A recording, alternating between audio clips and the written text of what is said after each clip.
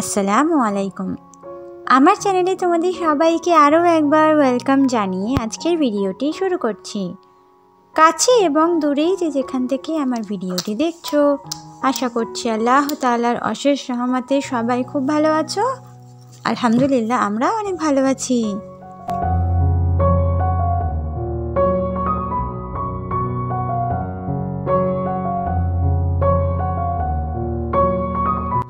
তো আজকের দিনটা আমার জন্য একটু হেডেকপূর্ণ, কারণ মা আজকের বাড়িতে নেই, মার্কেটে গেছেন। তো সেইখানেই কিন্তু মেয়েকে সকাল থেকেই উঠে হ্যান্ডেল করার সাথে সংসারের কাজকর্ম অনেকটা হেডেকপূর্ণ কাজ হয়ে যাচ্ছে। তো মেয়ে আমার নিচে ছিল, তো ওপরে উঠবে বলে এত জেদ বাইনা করছে, তো ওপরে বসিয়ে দিয়ে আর কি সমস্ত কাজগুলো করছি। আর মেন পয়েন্ট হচ্ছে যে আমার মেয়েটা এমনই একটা অভ্যাস যে ওর পাশে যদি কেউ ঘুমায় তাহলে কিন্তু ও ঘুমাবে, আর যদি কেউ না থাকে তাহলে কিন্তু কখনোই ঘুমাবে না। তো আমরা ওঠার সাথে সাথেই আমাদের সঙ্গে উঠে পড়েছে।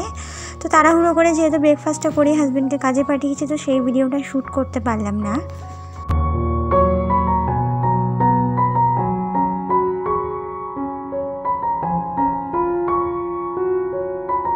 তো বেসিক্যালি প্রত্যেক দিন যেটা করি, মেয়েকে কিন্তু মায়ের কাছে দিয়ে দিই, ফলে ঘুমন্ত অবস্থাতেই যে উঠলে দিই এমনটা নয়, ও ঘুমায় সেই সময়ই কিন্তু দিয়ে দিই, তাহলে আর অসুবিধা হয় না। ও মনে করে যে পাশে কেউ না কেউ আছে।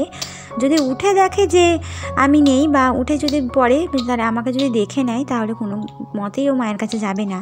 তো সে কারণে আমি উঠেই কিন্তু ঘুমন্ত অবস্থাতে ওকে মায়ের কাছে দিয়ে আসি, ফলে মা আর ও কিন্তু যতক্ষণ পর্যন্ত ঘুমায় বা শুয়ে থাকে সেই সময় কিন্তু আমি আমার অনেক সমস্ত বাসি কাজকর্মগুলো সেরে ফেলতে পারি রিল্যাক্সে। তো এইভাবেই কিন্তু সকালের কাজকর্মটা আমি কমপ্লিট করে ফেলি। আর যেহেতু মা আজকে বাড়িতে নেই, ফলে খুব আর কি হেডেকপূর্ণ হয়ে গেছে আমার জন্য। তো সত্যি কথাই বলে যে চোখ থাকতে চোখের মর্ম কেউ বোঝে না। তো প্রত্যেক দিন মা থাকে বলেও সেটা হয়তো বুঝতে পারি না, তবে যেদিন মা বাড়িতে থাকেন না সেদিনই বুঝতে পারি যে ওনার থাকার আর কি জরুরিটা, কতটা পরিমাণে একটা মানুষ থাকলে প্রয়োজন হতে পারে। যখন যে থাকে না তখনই কিন্তু সেই প্রয়োজনটা আমরা বুঝতে পারি। সে থাকাকালীন কোনো দিনই সেই প্রয়োজনটা আমরা কখনোই কেউ বুঝতে চাই না বা বুঝতে পারি না।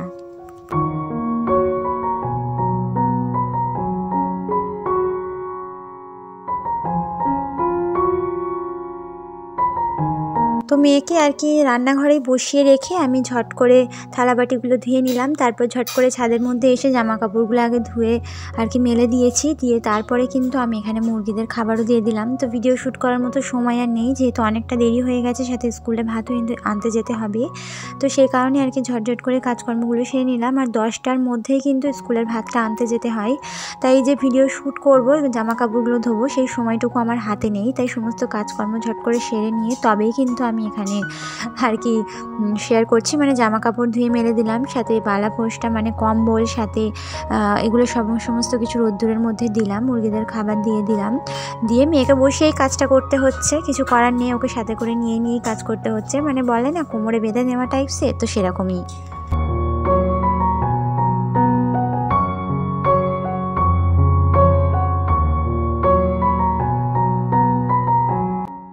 তো বেসিক্যালি হয় কি, যেদিন ও সকাল সকাল আমার সঙ্গে ঘুম থেকে ওঠে সেদিনকে 11টা সাড়ে 11টা নাগাদ কিন্তু ঘুমিয়ে যায়। আর যেদিনকে দেরি করে উঠি, 10টা সাড়ে 10টার সময় ঘুম থেকে যদি উঠি, তাহলে দুপুরবেলা আর ঘুমানোর কোনো কেস নেই, সেই একেবারে ঘুমাবে সেই হয়তো 2:30 3টের সময়। তো আজকে যেহেতু সকাল সকাল উঠেছি তাই ঘুমিয়ে গেছে, সেই ফাঁকেই আমি গোসলটা সেরে নিয়ে এখানে রান্না করতে বসে পড়েছি। কারণ ও উঠে পড়লে আর কিন্তু আমি গোসলটা করতে পারবো না, সে কারণে একেবারে গোসল সেরে তারপরে আমি এখানে রান্না করতে বসলাম। আর আগের দিন মাছ এনে দিয়েছিলেন, সেই মাছটাই পাতলা করে ঝোল করব, আর সাথে এখানে আর কি ভাত করব। আর ওবেলায় রাতের বেলায় একটু আলুর দম করার ইচ্ছা আছে, নতুন আলু, দেখা যাক কী হয়। যদি হয় অবশ্যই তোমাদের সাথে পরের ভিডিওতে শেয়ার করব।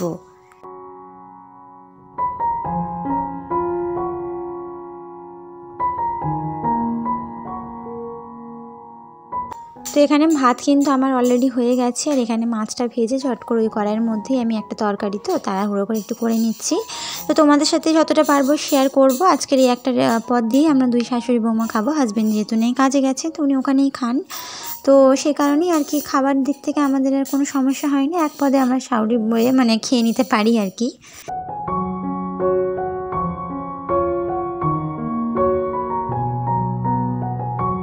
তো যেই দিদি বোনেরা আমার চ্যানেলের মধ্যে নতুন এসেছো, আমাকে প্রথমবার দেখছো, আমার ভিডিও দেখতে তোমাদের যদি একটুও ভালো লেগে থাকে তাহলে অনুরোধ করবো আমার চ্যানেলটিকে সাবস্ক্রাইব করে বেল আইকনটা প্রেস করে দেবে।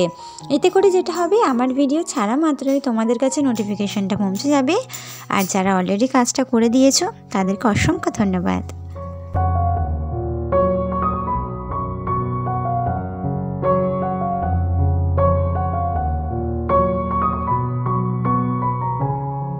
তো কড়াইয়ের মধ্যে দেওয়া তেল খুব ভালোভাবে খসখসে করে গরম না করে মাছ দেওয়ার কারণেই কিন্তু মাছ আমাদের কড়াইয়ে লেগে যায়। যেই ভুলটা কিন্তু আমি প্রথম করতাম, মানে মানুষ তো দেখেই তো শেখে, ধরেই তো আর কেউ কিছু শেখে না, বা ধরেই কেউ গাছে উঠে যায় না। তো ঠিক তেমনটাই সংসার জীবনে অনেকেরই অনেক কিছু কঠিন বলে মনে হতে পারে, তবে সময় দিতে হবে, সময়ের সাপেক্ষে কিন্তু সেই জিনিসটা আপনি ঠিক হয়ে যাবে।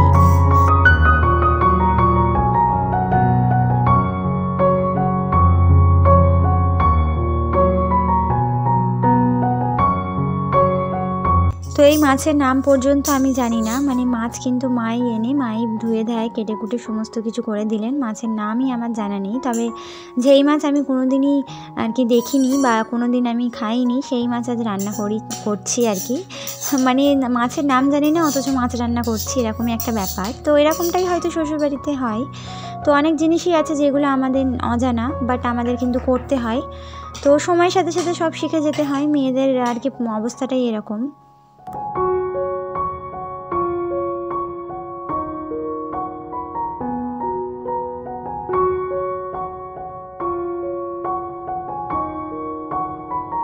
তবে তুমি যদি সংসার জীবনে সুখী হতে চাও, একটা টিপস তোমাদেরকে দিতেই পারি, যে কোনো দিন কোনো কাজ বা কোনো কিছুতে তোমরা না করবে না, যতটা পারবে নিজের দিক থেকে চেষ্টা করবে, দেখবে সেই জিনিসটা তুমি নিশ্চয়ই শিখে যাবে বা তুমি অলরেডি শিখেও গেছো। এরকমই একটা ব্যাপার, না করলে তুমি কোনো দিনই সেই জিনিসটা শিখতে পারবে না। তুমি যদি চেষ্টা চালিয়ে যাও, একবারে না হয়, দুবারে না হয়, তিনবারে কিন্তু তুমি ঠিকই শিখে যাবে ইনশাআল্লাহ।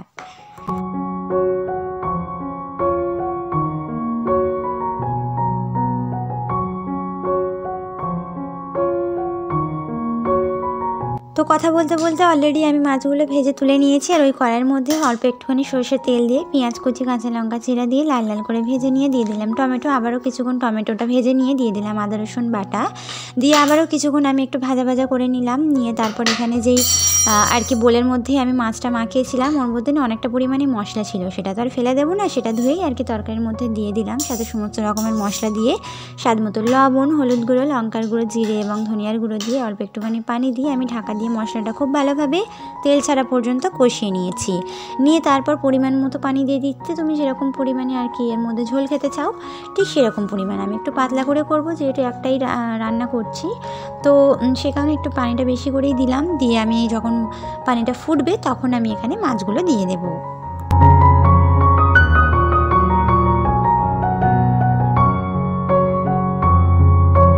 তো মাছগুলো দিয়ে 5 মিনিট ফুটিয়ে ধনেপাতা দিয়ে নামিয়ে কিন্তু এভাবেই আজকের দুপুরে রান্নাবান্না খাওয়া দাওয়া কমপ্লিট করলাম। তো রেসিপিটা কিন্তু বেশ ভালোই হয়েছে, আর ভিডিওটা শ্যুট করছিলাম জানি না কেন আটকে গেছি। তো আশা করছি তোমরা সেটা ক্ষমা সুন্দর দৃষ্টিতে দেখবে। তো আজকের ভিডিওটা এ পর্যন্তই ছিল, আশা করছি পরবর্তী ভিডিও পর্যন্ত তোমরা সবাই সুস্থ থাকবে, ভালো থাকবে। আল্লাহ হাফিজ, আসসালামু আলাইকুম।